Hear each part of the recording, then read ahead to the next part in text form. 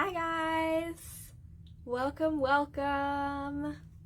Let's see, refresh my iPad, make sure I'm on. Perfect. Alright, how you guys doing today? I'm gonna wait for everybody to jump on and then we'll get started with today's project. Alright, oh, I see some people coming on. Hi guys! Let me know if you're out there. Let me know everything's working okay. You can see me and hear me all right. You saw me on there too? Yep. Okay, good. Just making sure. All right. Super excited for today's Playdate, today's live Playdate. All right. Hello, hello. How's everybody doing today? I had to think for a second what day it was. Saturday. How's everybody doing this weekend? Alright, awesome. We got some people jumping on now. Let me know if you're going to play along with this project today. We're going to be making our Isomalt magnifying glass. Let me know if you're going to be working along with me, or if you're going to be watching to make later. Thanks for the hearts, guys. Let me know everything is sounded okay. Oops. Sorry about that. Saw my messy bookshelf in the background. Apparently if you double tap it, it flips. Alright. Perfect, perfect. Awesome. So yeah, I'll show you the piece we're going to be making today. Here's our Isomalt magnifying glass. You can see, very, very see-through. So very realistic. I think this would be so pretty on kind of a nature-inspired cake. Alright, you could also swap out the butterfly for some leaves or foliage or some flowers would be really pretty, kind of inspecting those. You can swap out the mediums too, so I'm going to talk about how you can make this into a cookie instead of all Isomalt. Hi Carol! Hi Laura! How are you guys doing today? Alright, so in this class we're also going to be talking about the differences between the cello and the transfer sheets, which I get a lot of questions about. So we're going to be using both, and I'll talk about kind of how we're going to work with both and when to choose which kind of paper. Alright, and then we'll be painting and putting it all together as well. Alright, thanks Carol. Okay, and don't forget to share, please, guys. I would really appreciate it if you shared it to any of your sugar groups that you're a part of. Share it to your page. Much appreciated. And we'll get started here in just a minute. We're going to be using clear Isomalt and gold Isomalt today if you are going to be working along with this, whether you're working live or you're watching afterwards, watching the replay. This replay will be available afterwards, so if you need to pop off or for any reason leave, you will be able to get the rest of it, or if you come in a little bit late. Alright, hey Jeanette! Alright, so yeah, we're going to be using clear and gold today, so I've just preheated mine, and then I'll probably pop them back in once we start working, just to make sure that they are nice and melted. I always like to preheat it before I start, just to kind of get it warm so that it heats up a little faster during the demo. Alright. All good with sharing? Very good.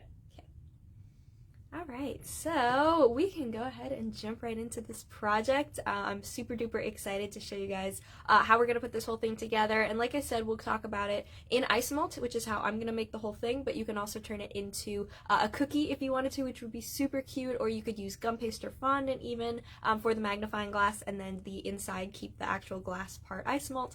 There's lots of different ways you can customize this. I think this would be so cute for a cake topper, for like a nature lover's birthday, or for like a wildlife sort of themed cake would be really cute. Kids' birthdays would be super cute with this too, because it's very whimsical. And then the butterflies in there just kind of add this super pretty sort of like elegant look to it too. So yeah, lots of different things that you could do with it. And then as well as with the other mediums. You could even stand this up on its side if you wanted to, kind of up against a tier of the cake. You can use it flat. You can put it on top of a sheet cake. So many different ways that you can use this technique and this project and customize it to your own liking. Alright, so we're going to be using Isomalt today, Sidney Isomalt of course, so we'll just melt the Isomalt in the microwave for 30 seconds and then 15-second intervals until it is all liquid. So like I said, I've preheated mine a little bit and then we'll just keep reheating it as needed. So the nice part about Sidney Isomalt is you can just keep remelting it over and over because it's already tempered, so there's no temperatures, there's no recipes, nothing. All you have to do is melt it in the microwave. So super duper easy. You do want to wear your gloves, make sure that you're protecting your hands because Isomalt is around 300 degrees Fahrenheit when it's in its liquid form, when it's all melted down, which is about 150 degrees Celsius. So definitely wear your gloves, usually a cotton glove and then a nitrile or latex glove layered on top of that. That double layer is enough to buffer the heat and keep everything from sticking and keep everything nice and clean. So definitely want to make sure that you are wearing your gloves. Don't follow my bad example. Some people are a little bit intimidating getting started with Isomalt, but remember, if you bake, you cook, you make cakes, you use ovens and stoves all the time, you learn to work with those safely, you got more comfortable with those over time. Same thing with Isomalt, just wear your gloves to protect your hands, but the more and more you do it, the more comfortable that you are going to get, okay? So, because the Isomalt's pre-cooked and tempered, you don't have to worry about any temperatures or recipes or anything. All you have to do is melt it down, so that is what we are doing today. Now, we do have an accessory kit that went with this project, so if you got that, you'll have the Isomalt already colored for the clear and the gold we're going to use, but you can also mix in any edible airbrush color, so a water or alcohol based color, or you can use a powdered color. In the gold case, I would use a luster dust mixed in. Just make sure you're never mixing in gel colors into the Isomalt when it's melted because the gel in them will not allow the Isomalt to dry properly. So either an airbrush color or a powdered color can be added if you're using your own Isomalt from your stock that you have rather than from the accessory kit or the pre-colored. Either way is fine, but just take your Sidney Isomalt and melt it down and add color as needed once it is melted. All right. So I'm going to tilt the camera down here to the work surface. Just give me one moment to get it all in the right positioning. Just want to make sure. Alright, so there's just a little bit of a lag with my iPad that's set up in front of me, so make sure you guys aren't going to fall or anything. Oh, I always have my mat backwards because I'm always working on it towards me, so let me flip that around and make sure that it's looking good. What do you guys think? Just want to make sure. Alright. Yeah, it's just a few seconds behind, so let's just make sure. Carol's doing it later, I think. Oh, awesome. Kit, right? Oh, yes, that's right. Alright, perfect. Okay. So, we have our Isomalt, like I said, we're going to melt that down, and then we also have our magnifying glass mold. I absolutely love this mold. It makes the magnifying glass just look so realistic. I'll show you the finished piece a little bit up close now that we are tilted down. So you can see with the Isomalt, it just makes it completely clear. We have that super pretty initial, or a super pretty sort of centerpiece of the butterfly there. Okay, but you could put other designs underneath, which is what I was just thinking about as I said that. So you can use, initials underneath would be really cute for like a birthday. You could put the birthday, person's initials or name or happy birthday even. You could write a little message. You could do their favorite flower or plant. You could do different colored butterflies. Just a whole bunch of different things that you can do with that. All right, and I'm going to show you how we do that because it's actually a little different than just pouring into the mold. Alright, so I have the mold ready to go here.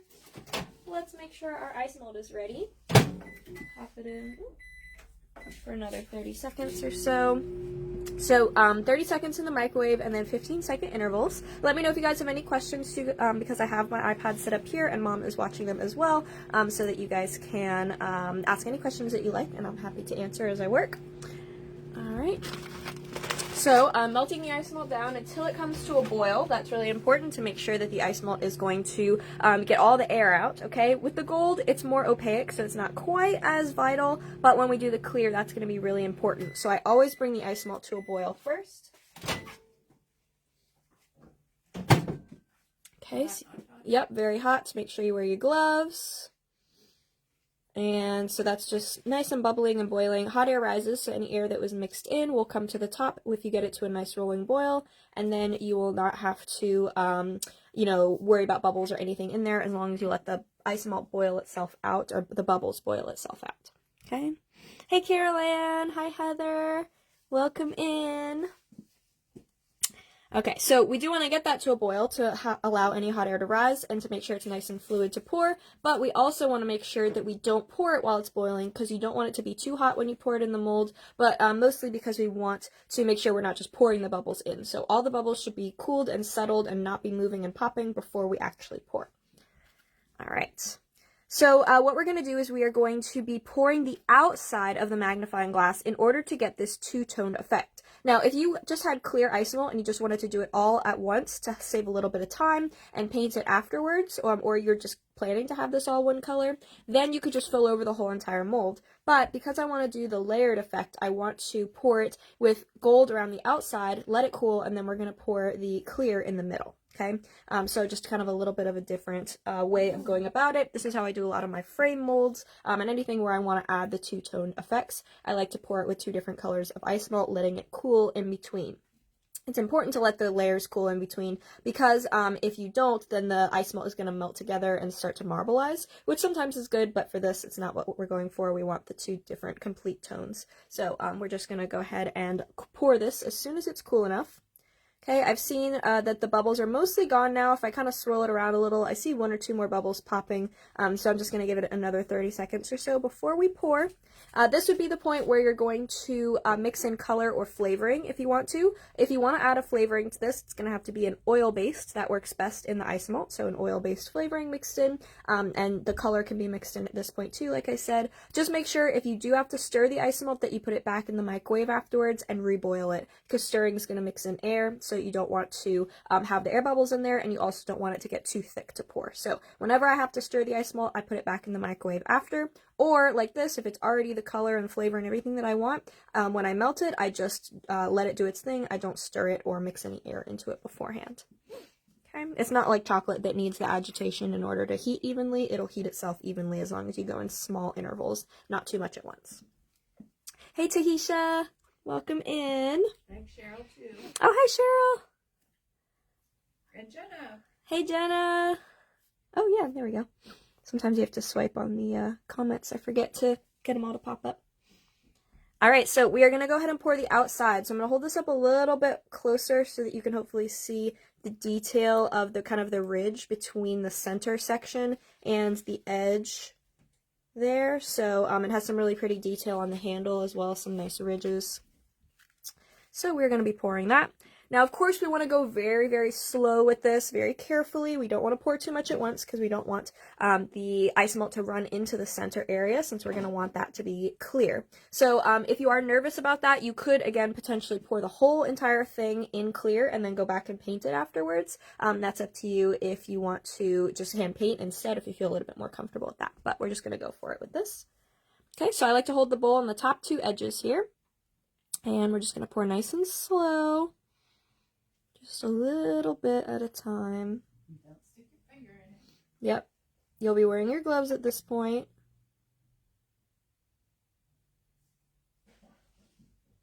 And then it's okay if it gets up on the edge of the mold a little bit, or even if you do overflow into the center a little bit, it's okay. We can fix that. Sometimes where the handle and the circle meet, it overflows a little, just because that's kind of where all of the paths melt together.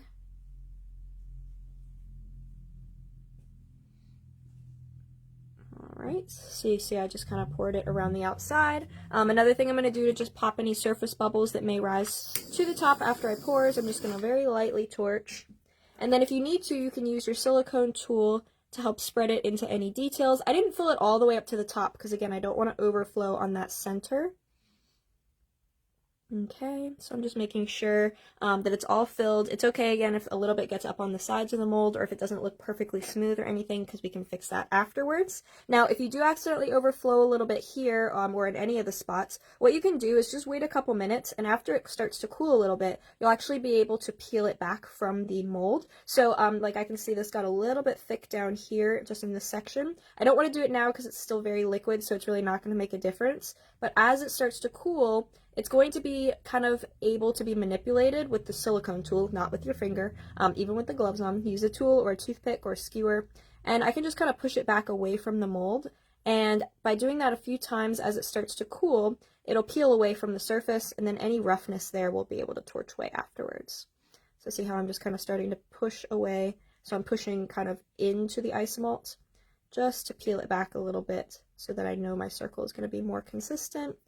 And the more you mess with it, the more it's going to cool. So I just keep going over the same spots, even if the Isomalt is sticking in spots I don't want it to, because I know the more that I mess with it, the more it'll release. There we go. All right. So easy as that. All we're going to do is let that cool for probably about 15 minutes or so. This is very thin, so it's not going to take a ton of time, luckily. So all we have to do is let that cool, and then we can do two things after that. You could either pour the next layer in, so I could pour the clear right in the mold and let it cool.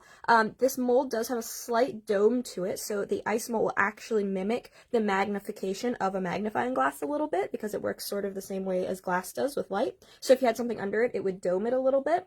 Now, I want mine to be totally flat. I don't really want the dome, and I also want to be able to perfect any imperfections that I may have gotten from fixing that little overpour or from fixing the edges. So what I want to do is actually take this out of the mold when it cools, and we're going to fill in the center separately. Okay, so what we're going to do is put this off to the side, over here to cool. And then by demo magic here, I have one already made. So this one, all I did was take it out of the mold, and you can see it's completely hollow on the center, okay? And it's going to make it so that I can fill it in with whatever I want, and it'll be totally flat across the top. Okay, I will show you how I take that out once it's cool at the end, but we're going to just keep decorating with this one as if it was cool already to save time. But I will show you on that one how I fix any imperfections or anything when it comes out of the mold. Okay, but once you have this, you could leave it like that if you wanted to. You could just, you know, put that over top of a picture or something, or on top of your cake itself. You can leave it just like that. But I did want to put that butterfly into mine, so we're going to do that next. Now, another option that you could do instead of doing this in Isomalt is to do it in a different medium, okay? So what you can do is you can make this part with the mold out of gum paste or fondant. So just by pressing the fondant or gum paste into the mold, I would probably freeze it to make sure it's not going to warp and stretch when you take it out, and then unmold it while it's frozen and let it come back to room temperature before you pour the Isomalt in, so that could be a different medium if you want. You can't do that with chocolate, because when you pour the liquid Isomalt in the center here, it would melt the chocolate. But you could potentially make the dome, make the center part by pouring just the center of the mold, letting it cool, and then putting it underneath, or just pouring a disc and then setting this on top of it if it was made of chocolate, instead of actually having it come in contact with the warm Isomalt, if that makes sense. Or what I think would be really, really cool to do is actually make this out of cookie. So you can bake in our molds because they're high heat for Isomalt. That means they can also go in the oven. So I would take my sculpted gingerbread recipe that's on my website. You can use any recipe of cookie that you want to. The more dense it is and the less it's going to rise and expand will be better for this. But you just pretty much fill it in all the areas that you want the cookie. So in this case, it would be exactly like this one, not the center, just the outside handle and the rim. You would bake it right in the mold, let it cool in the mold, take it out, and then you can fill the Isomalt right in. So if you wanted to actually make this out of cookie and make a cookie magnifying glass with a center, kind of almost like a lollipop with the cookie edge, that would be super cute, and it would also have some really cool texture and could still be able to be painted and everything too. All right, so lots and lots of options on mediums and designs that you can choose from. All right, we're going to heat the Isomalt up, and now we're going to pour it into the center. Okay, so what we're going to do is we're going to grab our sheet. Now for this project and with this accessory kit, you'll notice that we have two different kinds of butterflies. We have one that's made out of cello sheets, and we have one that's made out of transfer sheets. These are both our Simi Cakes designed butterflies, but you can get them printed on different kinds of paper or print different designs yourself on different kinds of paper, depending on the effect that you want. So we're going to be using both today. Let me check on my clear. That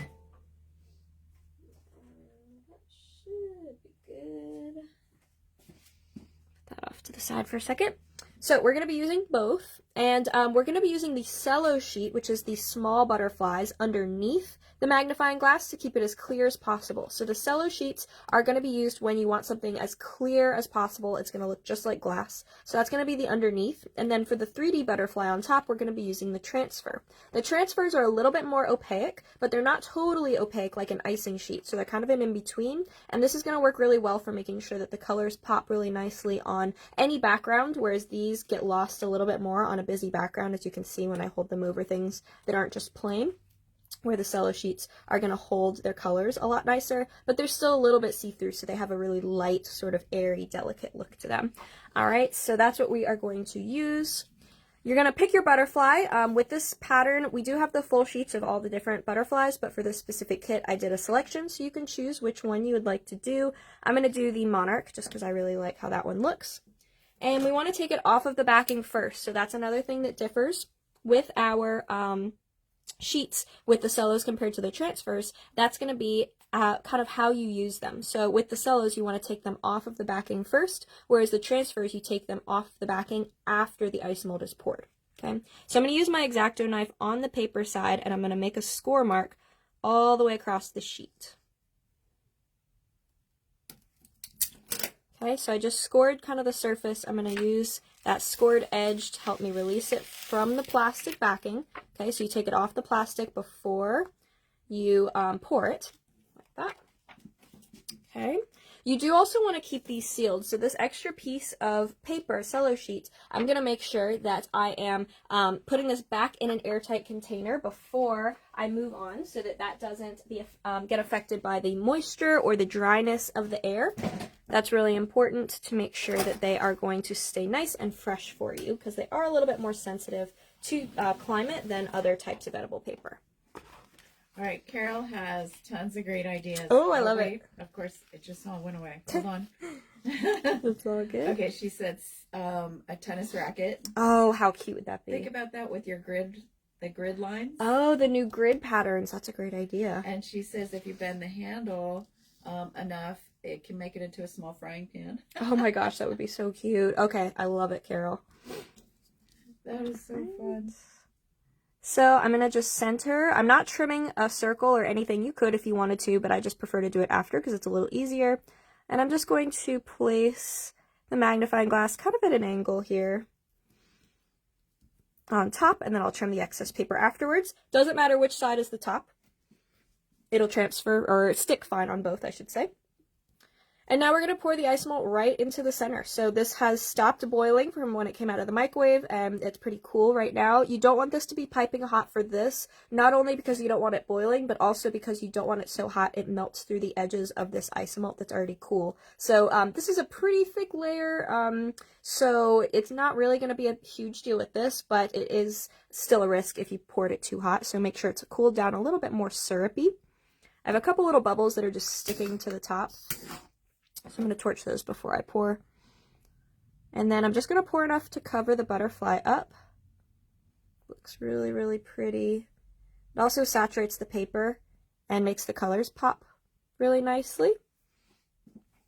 Alright, and then any little bubbles that rise to the top after that, I'm going to lightly torch, but try not to torch the outside edge too much, because you definitely don't want to melt those two together. We want a nice distinct line between the two.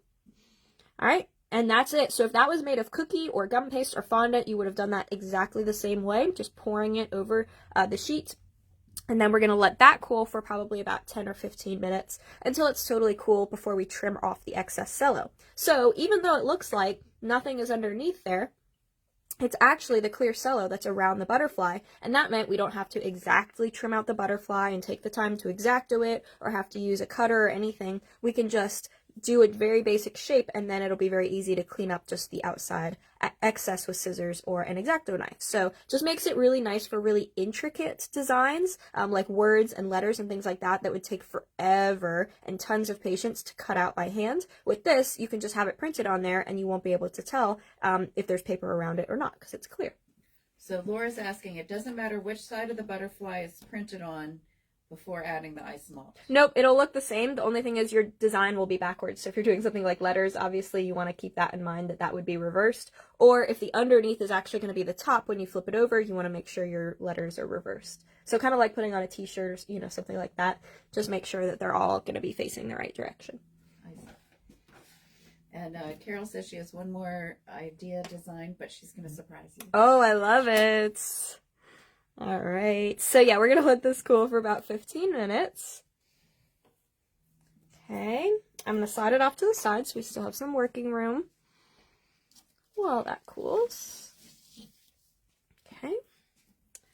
All right, and let's make our 3D butterfly this time. So my Isomalt got a little bit thick, and it's better to have it more pliable and runny for the making of the 3D butterfly. So I'm going to put it back in the microwave for 30 seconds.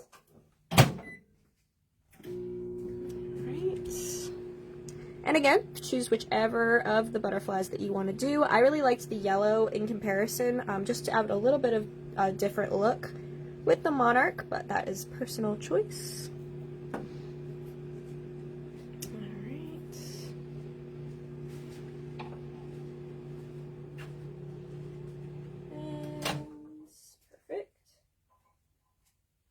So again, with this, the more thin and hotter the Isomalt is when making the butterflies, the better, but it has to have settled and cooled. So I did get it back to a boil. We're letting those bubbles settle before we pour it on the sheet. So this time, we have to make sure that we pour on the right side of the sheet. So this is going to be the matte side. The matte side is the paper, and then the shiny side is the plastic backing. So make sure you're pouring on the matte side.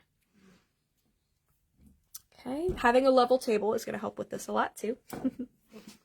I am going to put my little fan off to the side on my magnifying glass just to make sure that that cools down pretty quickly for us.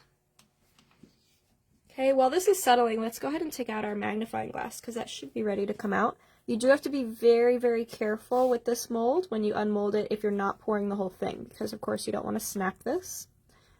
So I just do little bits of flexing sort of all around it. Don't try and force it. There we go. Super cute. Okay, but I do have a little bit of roughness on the sides, if you can see that, so I am going to flip that face down onto the mat, and I'm going to torch those edges away so that it just sits a little flatter and doesn't have that gold sort of looking funky. So we'll do that while the clear is still settling. So again, this is face down, so it's just like it was in the mold, sitting face down on the mat. And I'm just going to lightly torch around the outside edges. They'll just kind of melt into themselves, but you can also use a silicone tool to kind of help to just flatten the edges, or you can use a metal spatula as well. Okay, and I just kind of push down on those. You can use the Ziodo pen for this too to help trim edges. It works really fast and quick for that. You can use a hot knife, but usually just a little bit of torching will do the trick. Carol says it helps a lot to have a level table. She didn't even realize that her work table wasn't level until doing Isomalt. Oh yeah, it definitely helps with Isomalt because it's just so fluid that it's going to make a big difference. There we go. So now you can see there's still a little bit of imperfection that I could continue to smooth, but it definitely is starting to help it flatten out. Alright, so my Isomalt has cooled down a little bit now, my clear. You could use a color on the sheets, but I want to maintain the colors of the pattern. So what we're going to do is we're just going to pour half of the butterfly at a time, or you can even do a fourth if you're a little newer to this. We're not using a form or a cutter or anything around the outside, you'll notice. That's because Isomalt does have a lot of surface tension. It's not going to run all over the place unless you pour too much. Okay, so I'm just using my tool now. You can also use a toothpick or a skewer. Just make sure you're not scraping the paper. You're just grazing the surface of the Isomalt and pushing it out to the edges of the design. So I'm just kind of pushing it to the beveled, sort of scalloped edge of the wings. And you can see it's gotten a lot brighter too on that side, and that's just kind of letting the Isomalt saturate the paper. If you're using this for a different project, you could leave these separate. You don't have to join them in the middle. Maybe you wanted to add wings to a little fairy or something like that.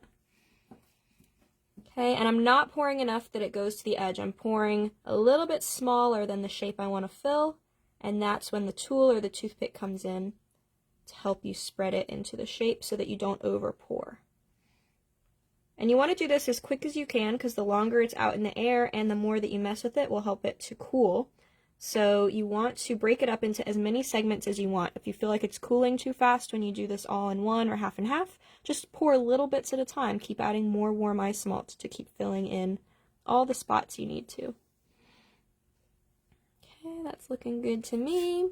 And then I have a little spot on his body that needs to be filled over. So what I'll do, because I'm worried if I pour from the bowl, I'll use too much, I'm just dripping a little bit with my silicone tool onto the body. Okay, and then that just kind of gives me a tiny bit instead of too much. All right, again, if you have any bubbles on the surface, you can lightly torch those away.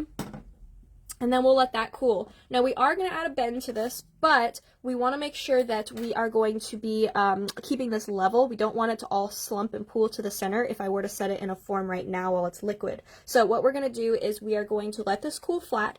We'll take it off of the backing, and then we're going to reheat the center to bend it, okay? So we will put that one off to the side. That only takes probably about 5 minutes or so, so it definitely does not take very long to cool. So I'm going to put that one in front of the fan as well, just to help it along here. All right. Carol says Heather needs to put her smushed fairy flying into the glass. Oh, that would be so cute. Loving all the ideas. All right, so my magnifying glass is pretty much cool. Now you can see it just released right off of the mat. It's still a little bit warm, so I'll let it cool flat a little bit longer, but I can at least show you how to cut the paper off. You can use either scissors or an X-Acto, whatever's easier for you. I tend to like scissors, just feels a little bit more comfortable for me. And I'm just cutting the excess clear paper away from the Isomalt. Okay. All the way around. And I'll just toss that extra paper, or if it's in a, has pattern or something on it, you could also save that for little pieces of confetti or something later. All right, and look how pretty that is. I absolutely love how that looks. Now I did pour this on a Teflon mat. I forgot to mention that. I was pouring it on my non-stick baking liner sheet. So if you didn't have a baking liner sheet, you can also do this on non-stick foil. It has to be the non-stick because if you use regular aluminum foil, you have to grease it, and that could affect the cello sheet. So it has to be either non-stick aluminum foil. They sell specifically non-stick in the supermarket that you can get, or it has to be the silicone mat or the Teflon mat. Okay. I just prefer the Teflon mat because it stays a little bit flatter. All right. Thank you. All right. So we are going to paint this, and then we're also going to add our butterfly onto it. So let's check on our little butterfly here. It's not quite done, so we're going to start getting some of our paints and things ready.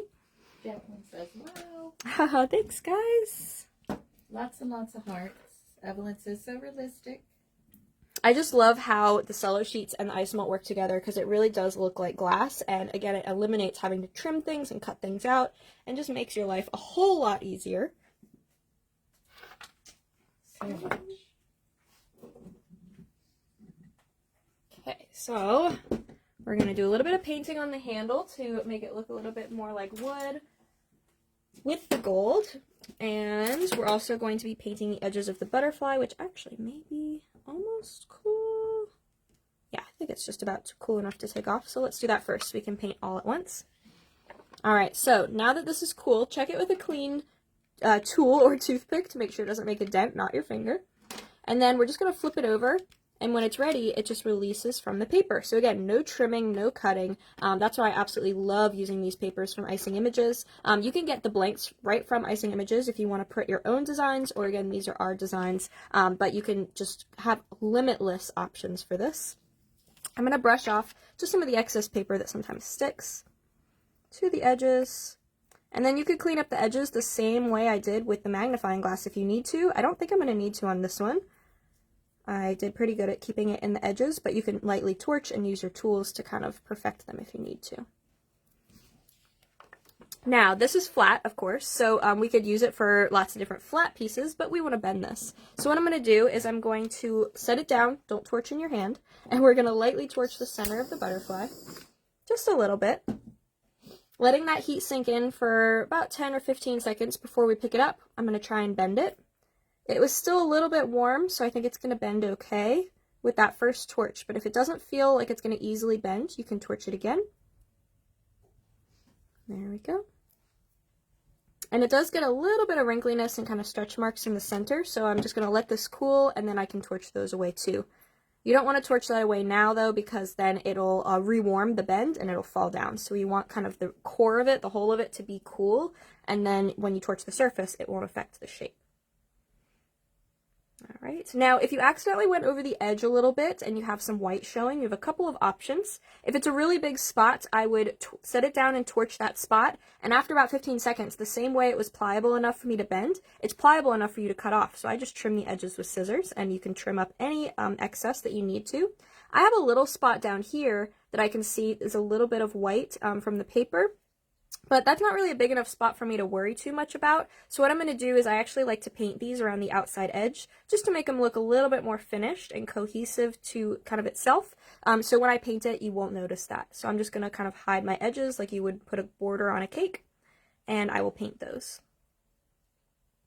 Alright, so now if you guys can see when I hold it up that it has those little wrinkles in the center. Now that this has cooled down enough to hold its shape, I'm going to take those away. So what we'll do is just set that down very lightly this time. We're going to torch over those wrinkles, cool it again just to make sure that it's not going to reanimate and start bending back down.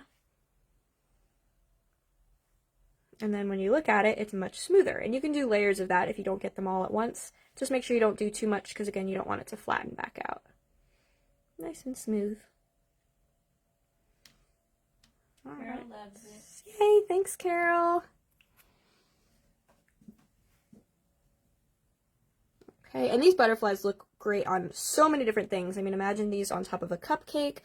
You know, maybe in kind of bunches going up a cake would be really pretty. You could do all one color, you could do different colors of them. You can even tweak the colors if you wanted to pour a colored Isomalt over top of these to kind of tint the color. So I could turn the yellow one into green very easily, or to orange. The blue one could go to purple. All right.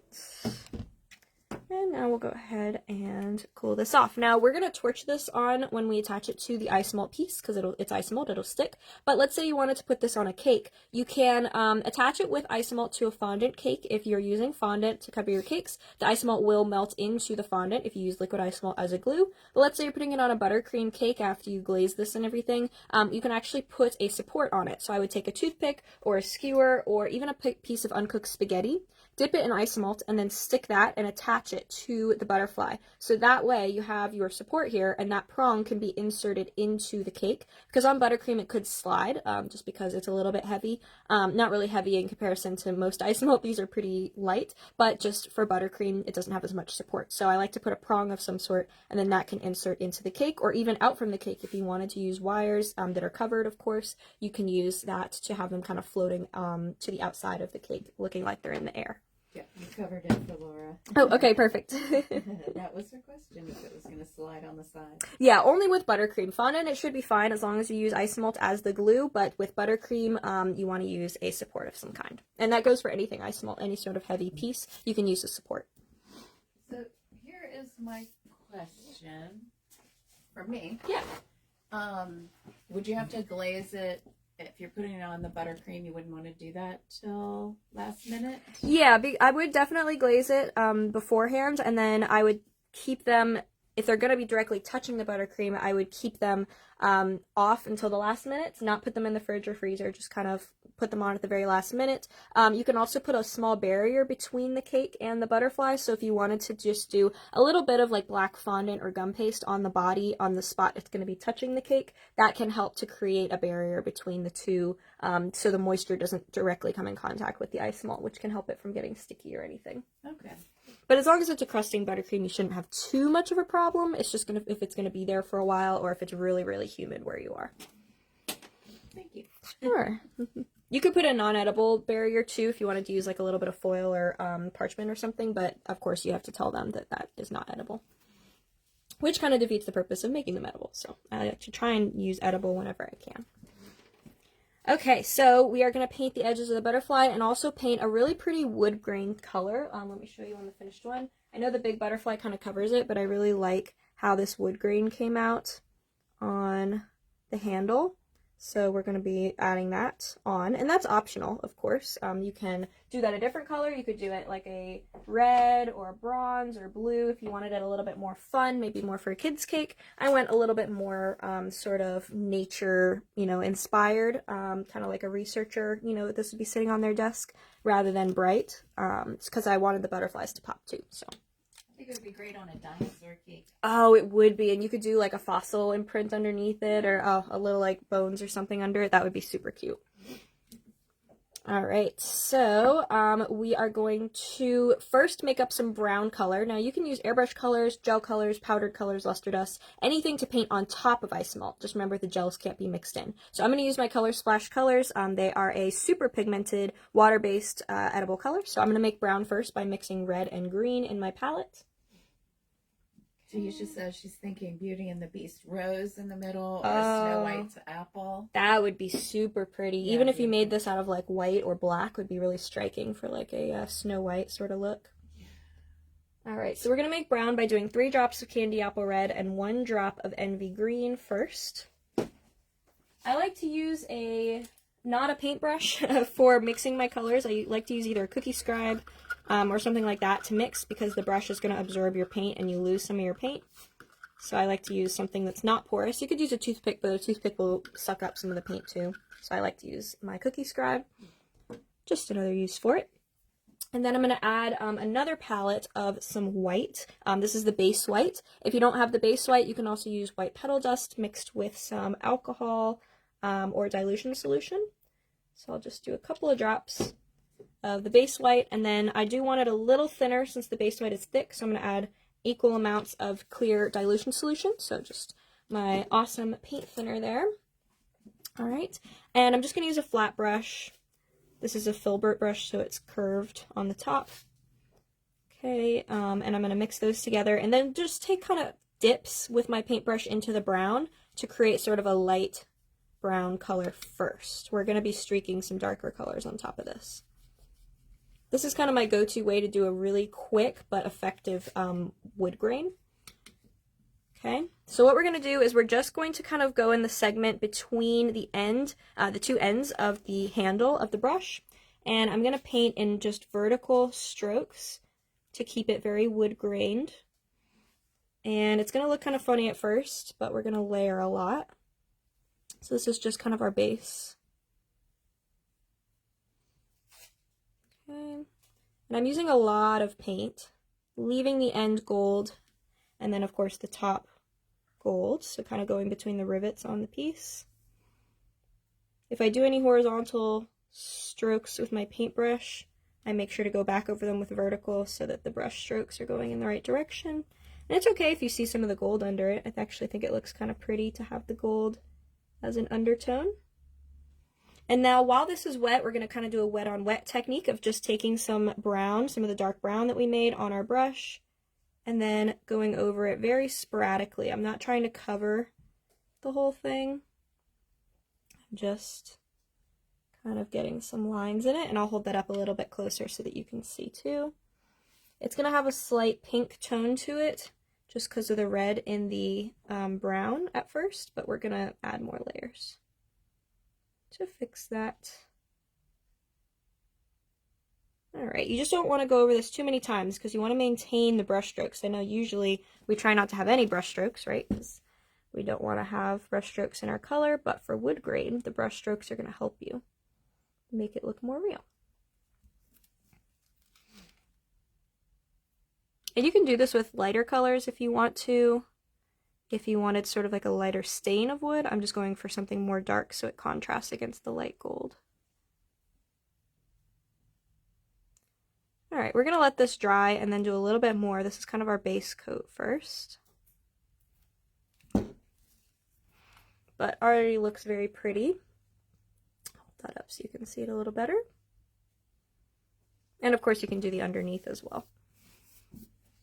Okay, we'll make that a little bit darker afterwards, but let's do our black in the meantime while that's drying a little bit. So you can mix black with the color splash if you want to, but I'm just going to use my Midnight Black from Artisan Accents gel color just to make it a little faster. Okay, so just a little bit is all you need, and then 1 or 2 drops of dilution to make it more paintable. I don't want to dilute the color of the black, I just want to dilute the texture of it. That one I can mix with my brush because I want a lot on my brush for this. Alright, and we're just going to lightly paint around the edges. So I use the side of the bristles. I'm not kind of poking at the butterfly. I'm brushing the sides of the bristles against the outside edge to get it a little bit more uniform. And it's a very subtle difference that this makes, but again, it helps to hide any imperfections, and it just makes the whole thing kind of come together a little better. You can do more layers of this too if you needed to. Okay, so that's the side that I painted compared to the side that I haven't, just for reference. Carol says it looking like real wood. It's a fast way to do it. Great. Yeah, and I mean, obviously real wood would have, you know, more texture and stuff into it. Because of the base white has some body to it, you actually do get a little bit of texture, but from the painting, you're actually just able to add the depth of the texture without having to worry about texturing the Isomalt first. And of course, if you're going for more detailed, you can texture the Isomalt first, but we're going for kind of a quick version, right? So to have a little sort of faster, more efficient way to do things is always nice because, you know, time is money if you're making this cake for a client. So depending on how much time you want to put into it, it's good to know quick versions and more intricate versions of techniques.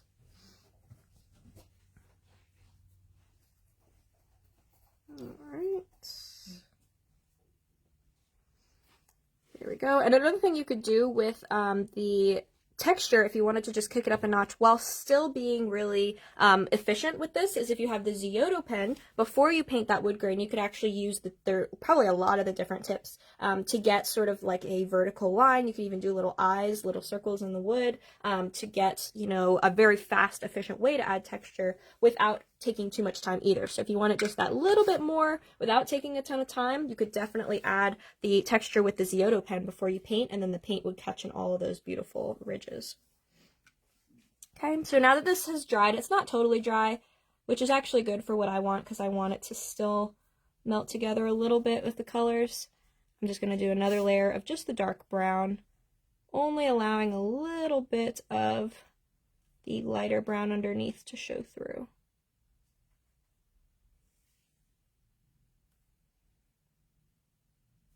Okay, so just going right up to kind of my edge, pulling up and down with the paint.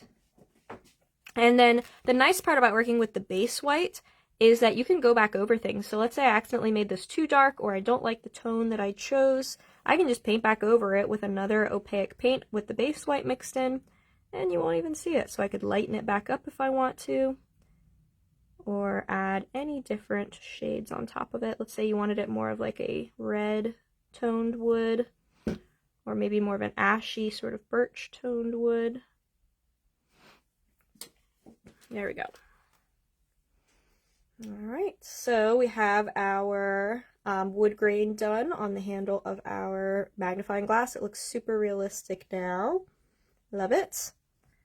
And we want to let those dry before we put them together. So of course you don't want to have the paint wet when you're trying to stick things together, because that would get a little bit frustrating trying to stick everything. So you want to let those dry before you attach them on. But how I would attach them on is using either a little bit of liquid Isomalt as a glue, or you can torch the magnifying glass and set the butterfly into it.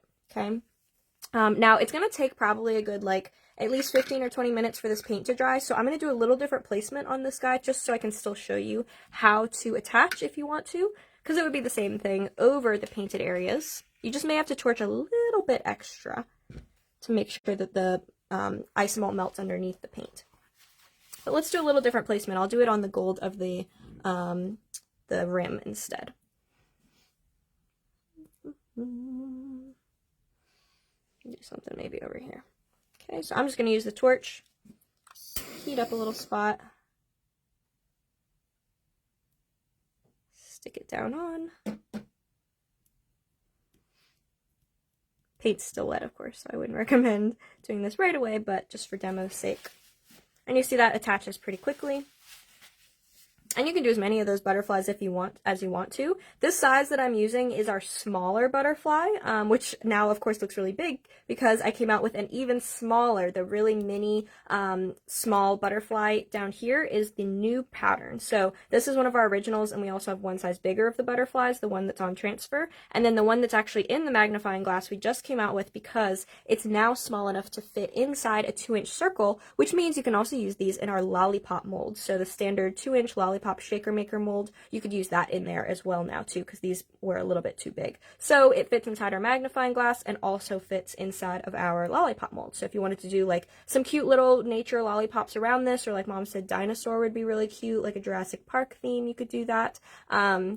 And then that way you have kind of things to tie everything together. Or again, make the outside out of cookie, and you could do individual cookies for everyone. You know, it's a little bit more intensive than just doing, you know, punch and cut cookies, but this could be the centerpiece of the display and then have smaller cookies around it. Or, I mean, this is a designer piece. This is being made by hand. It's more impressive, you know, than just kind of a cutout cookie, so you could definitely charge a little bit more for doing more of a custom design like this, especially if you add like their name or you know, a custom picture underneath. You could even do, you know, the birthday boy or girl's photo if you wanted to underneath there, to really make it, you know, sort of personalized.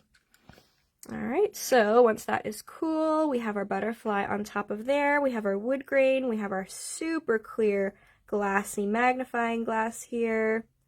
And I really love how this looks all together. I like having the flat versus the 3D butterflies. I think that comes out really pretty. And you can see through it, so if you put it on top of other decorations and things, it kind of helps it to blend in with the piece.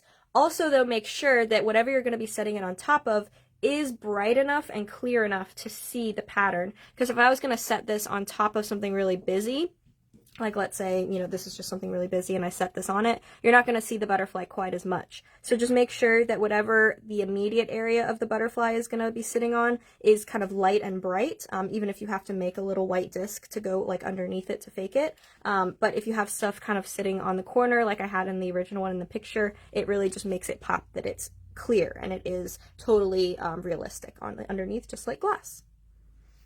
All right, so I'm going to tilt the camera back up here. One moment, please. I'll try not to drop the camera this time like I did last time. Evelyn loves the photo idea. Oh, yeah. Wouldn't that be cute underneath? And here's this one. I like it with the butterfly on the top, too.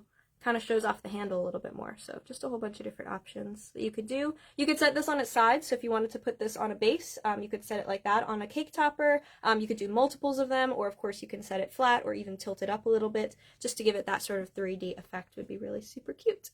Tons of hearts. Yay! Thanks, guys. Thank you. Thank you. So cool. Awesome. Do you guys have any questions about anything that I did? Make sure to spray it once you're done with the clear edible glaze. So all the pieces that I make, I always spray with a clear edible glaze. Move all your tools and stuff away, cover your counters in paper or do it in a box or something. And this will just lock out the moisture and humidity. So any stickiness that you feel, it will take all the stickiness away. And it'll also lock in the paint, so once the paint's dry and you spray it, they won't be able to smudge off on your fingers very easily because of that glaze. So the glaze is really, really important to spray all of your finished Isomalt pieces front and back. So if you want to spray the magnifying glass before you put the butterfly on so that you can flip it easier, that might be better. The butterfly is light enough that you should still be able to stick it on fairly easily, even if it's glazed. It's just with heavy pieces, sometimes they don't stick as well, so. Tahisha asked, what about a toothpick on the bottom to hold it up? Yes, absolutely. If you wanted to add that sort of support into it, you can dip it in Isomalt and stick that support to the toothpick or uncooked spaghetti or skewer or wire or anything to the Isomalt and it'll stick.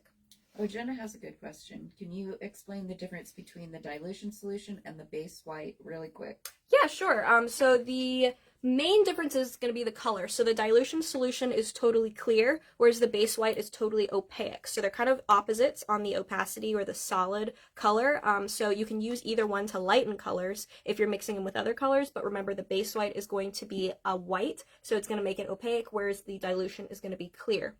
The other big difference between these is going to, actually there's two more differences. One of the other big differences is going to be the texture. So dilution solution is very runny. You can see it's basically the texture of like water, whereas base white is very thick. It's almost like a just slightly more fluid than an acrylic paint. So it's very, very thick, and it's going to be more like a paint rather than this is more like a watercolor. And then the other difference that is important to pay attention to is that dilution solution has glycerin in it, which means it can be painted on top of Isomalt, but it cannot be mixed in. So this cannot be mixed into the Isomalt because it will, the glycerin in it will affect the texture, whereas this does not have glycerin in it. It's a water-based, so you can mix the base white into Isomalt. Okay.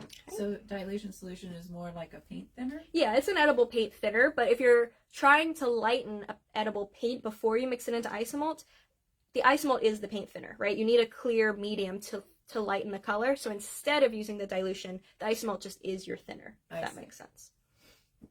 Okay. Yeah, the main thing is going to be the opaque and the clear. So dilution is clear where opaque, or the white is opaque. All right, perfect. Cool, so bring in any questions, any other questions you have before we go, and I have a couple of fun announcements, as we always do at the end of our lives, for some upcoming events. So I have a cheat sheet here, I don't want to miss anything. All right, so first announcement is going to be our See Me retreat for 2023 is in just over a week. I am so excited to see a lot of you guys here in Cocoa Beach, and that is going to be so much fun. We are going to be starting on Monday, so expect, if you are not going to be there, to see lots of fun pictures and exciting new things coming out for the retreat. So I'm so excited to see you guys there. Now, if you were wanting to go, but you didn't get a seat in time, we actually had 2 spots open up at the last minute. So we have 2 open spots for the all access tickets, which include all the classes and demos and evening events, including shopping with vendors, raffles, the full length classes, the demos, everything. So if you know anybody who was wanting to come but didn't get tickets in time because it did sell out, or if you have been wanting to come, now is the chance. Email me or send me a direct message here and we can get that all figured out for you. Share it with your friends if you know anybody who might be interested to come hang out with us in Cocoa Beach.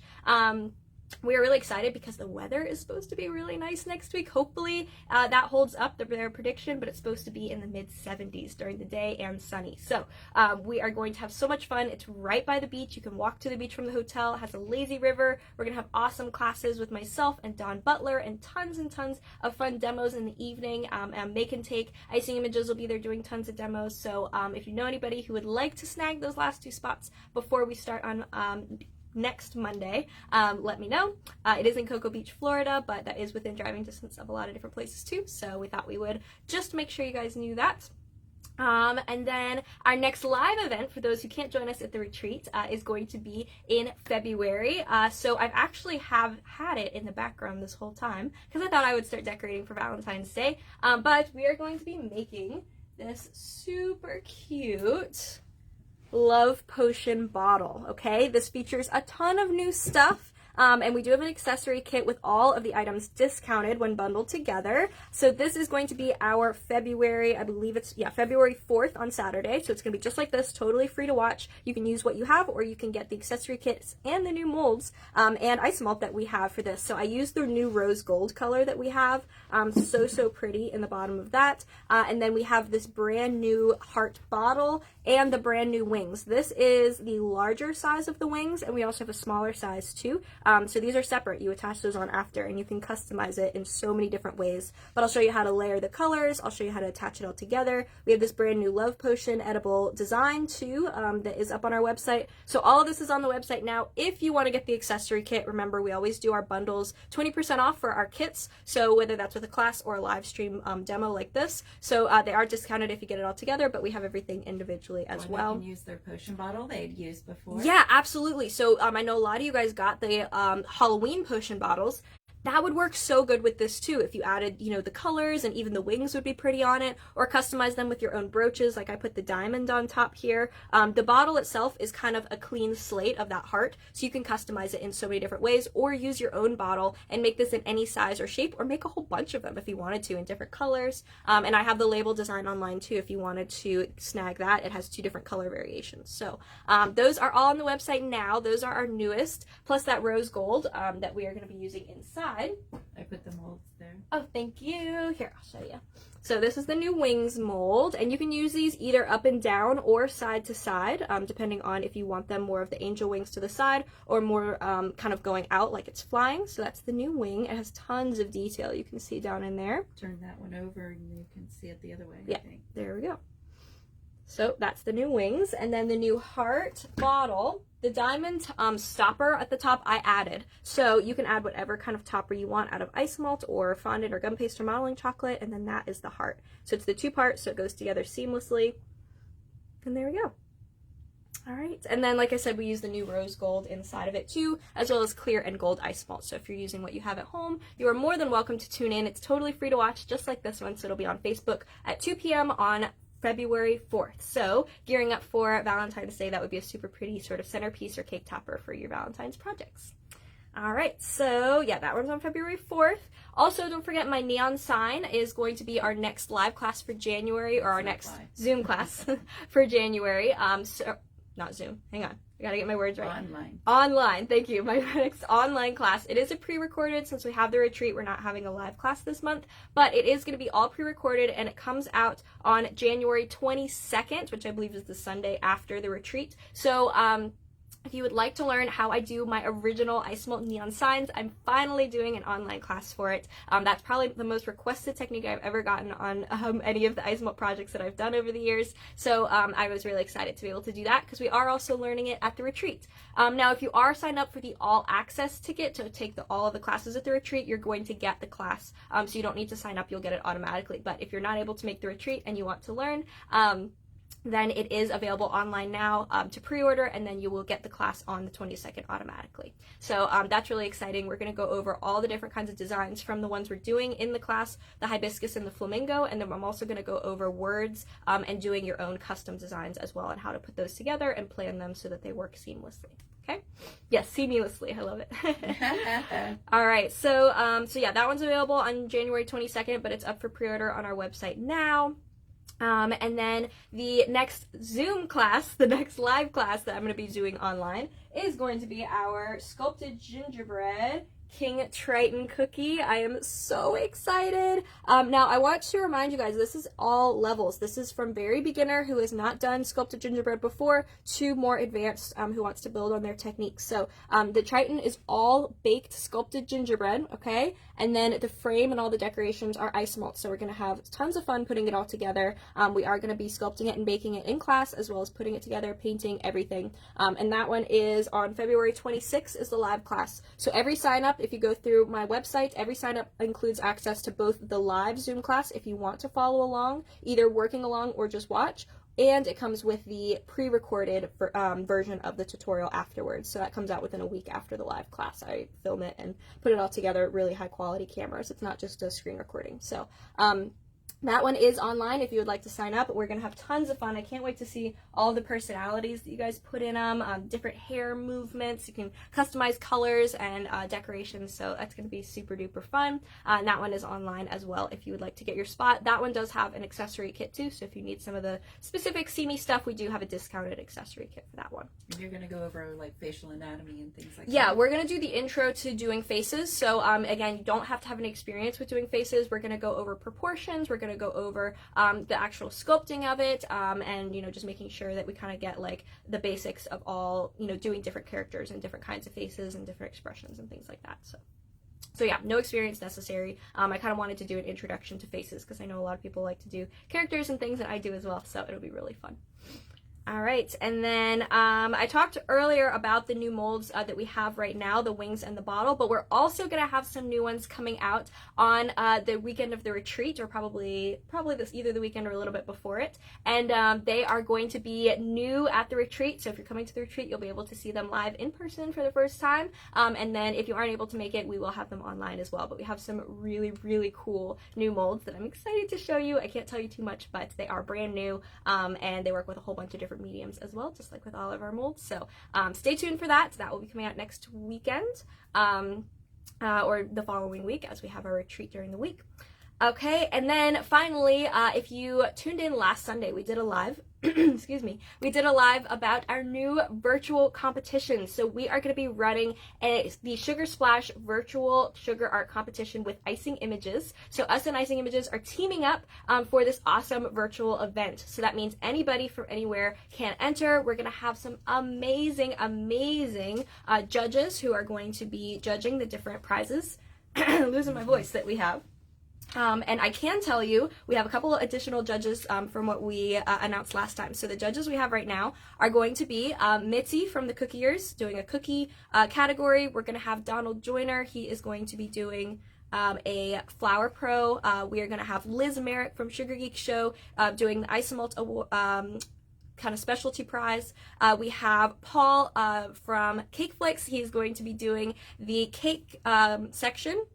We have Marissa from the Sweet Chalet, and she's going to be doing a beginner section for us. And then we're also going to have the amazing Dawn Butler, and she is going to be doing an airbrush specialty prize. Yeah, as well as us and Icing Images are going to be involved too. Icing Images, Debbie will be doing an Icing Images prize. So it's going to be tons of fun. We are working diligently to get all of the info together to have it released hopefully in the next week or two, so that you guys can start working. But the actual judging and awards is not going to happen until March. So you'll have a couple months to work on your pieces, get everything in that you need to, but we'll have all the rules and all of the information on how to enter coming out very, very soon. But we're really excited about that. It's going to be an overall sort of prize. So from all the entries, the prize is going to be a $500 cash prize sponsored by us and Icing Images, which is awesome. And then we are also going to be doing a specialty prize for each one of those specialty awards. So kind of from that, you will be able to choose which mediums that you used in your piece that you incorporated, and if you are eligible to be judged for those prizes, if that makes sense. So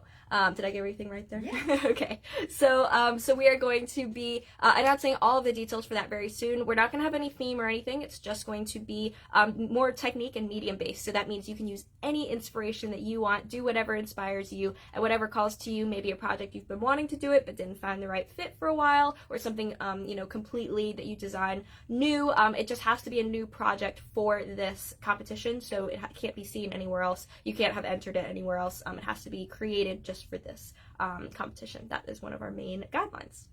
And it has to include Icing Images and See Me in there somewhere, something from both of us into the piece. All right.